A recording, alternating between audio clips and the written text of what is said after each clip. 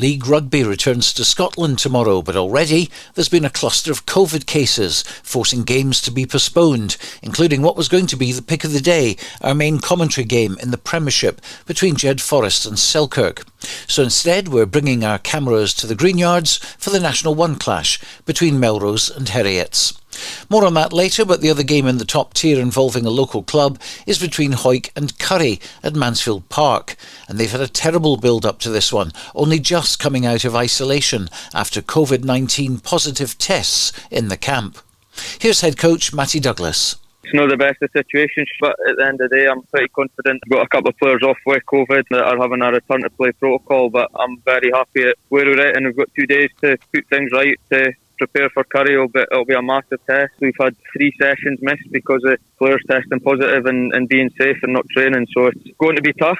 They'll come to Mansfield all guns blazing, but at the end of the day we need to make it a tough place to come, and pretty confident in where we're at. In the other 3 games in the Premiership, Aberdeen Grammar's match against Edinburgh Accies is also off, but Mar will enjoy welcoming Glasgow Hawks to their patch for a derby, while Musselburgh and GHA will play at Stony Hill. In National 1, both Melrose and Gala are looking to make home advantage count for their games against Heriots and Stirling, respectively. We'll hear from Gala's Ewan Dodds, but first, Melrose head coach Bruce Ruthven. We know Heriots will be strong. I've got a couple of good friends up there that have been involved in the coaching team, and we know it'll be a tough test, but that's what you want to do. You want to test yourself against the best straight away, and on home soil as well. We've also got the Heriots second 15 have come down to play a Storm, so it should be a really good afternoon and a great way to get the season going.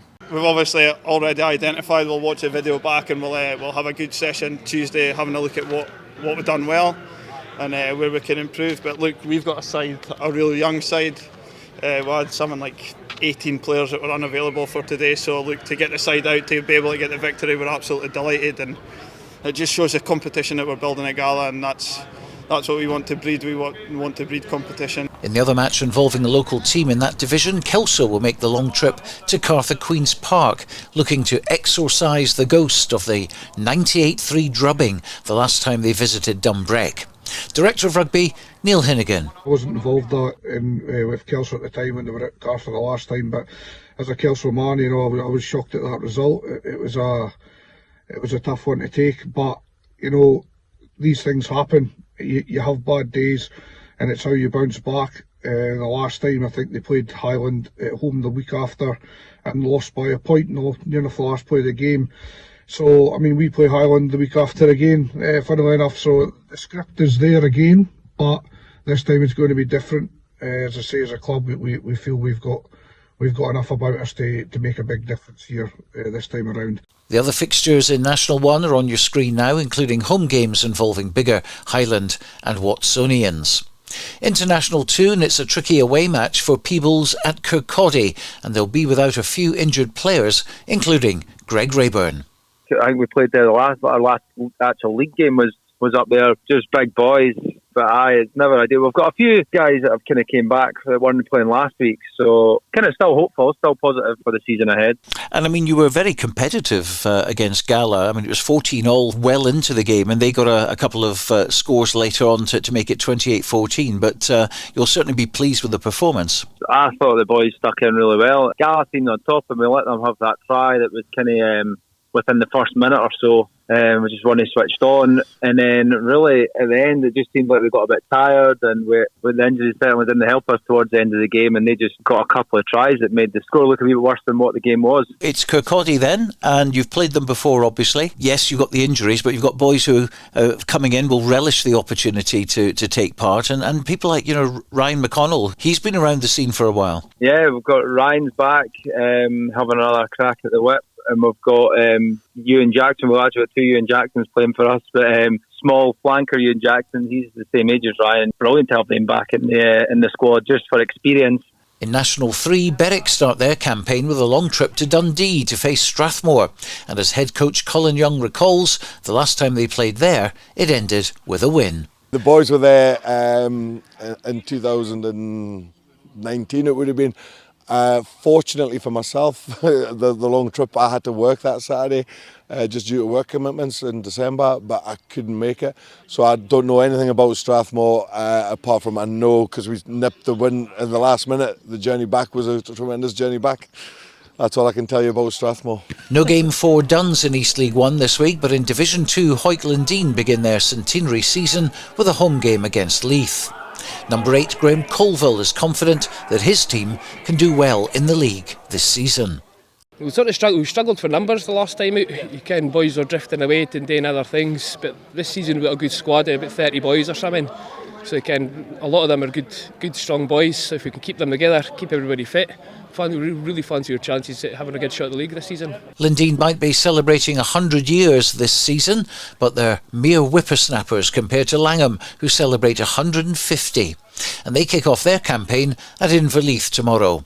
As Captain Nathan Smith told me, when rugby ended nearly 2 years ago, they were in a good place and they want to pick up where they left off. The past couple of seasons before COVID, we really started to pick up. We were up near the top 2 or pushing to even win the league. So main thing now is just to get that squad back together and just, like you say, get ourselves up. And the boys must be absolutely buzzing to actually get rugby back again. Yeah, definitely. We've all been itching through this time. It's just the social aspect of it. Not coming up on a Monday and a Wednesday. It's just good to see your mates have a bit of run about and stuff. So yeah. Into East League 3, and Earlston have a home game with Dalkeith at the Hoch. Their captain this season is Stephen Sessford. The boys that have come in are really keen, really looking forward to it. We had a warm-up game against Hoytlandine, and it was a really good game. We played half an hour each, and it was good to see the boys getting involved. We've got a couple of gear boys coming through that haven't really played much rugby, but are really getting the hang of it, which is great to see. So we're looking forward to this game. It'll probably be a really intense game because, like last time we played Dalkeith, they're forwards, they've got a big pack, their end's really good. So yeah, we're looking forward to a tough but a really good game on Saturday. In East League 3, Galloway M will be taking on Liberton on the Netherdale back pitches, and we spoke with Captain Kevin Anderson. It's been a long 18 months or so. What we've done is we've tried to keep the boys together and really kind of focus on kind of keeping people around the club.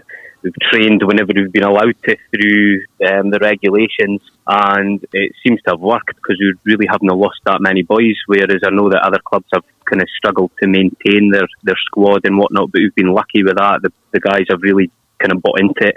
We've actually got our first 2 games in at home, so it's nice obviously to get the couple of games. Hopefully we'll get a little bit of a crowd. It always makes a difference with the boys playing at home. They're a bit more up for it if they've got family or friends doing watching, so hopefully it'll get us up to a bit of a good start, and we'll get a bit of a run at the start of the league. Apart from yourself, Kevin, who are the stars to look forward to in the Galloway M ranks this year? Well, we've got a few. What we've kind of done over the last 18 months, a close season, if you like, is we've kind of had a little bit of reshuffle, and we've moved a couple of boys about because we've had an opportunity to get them into training and get them working on maybe different skills that might be needed for different positions.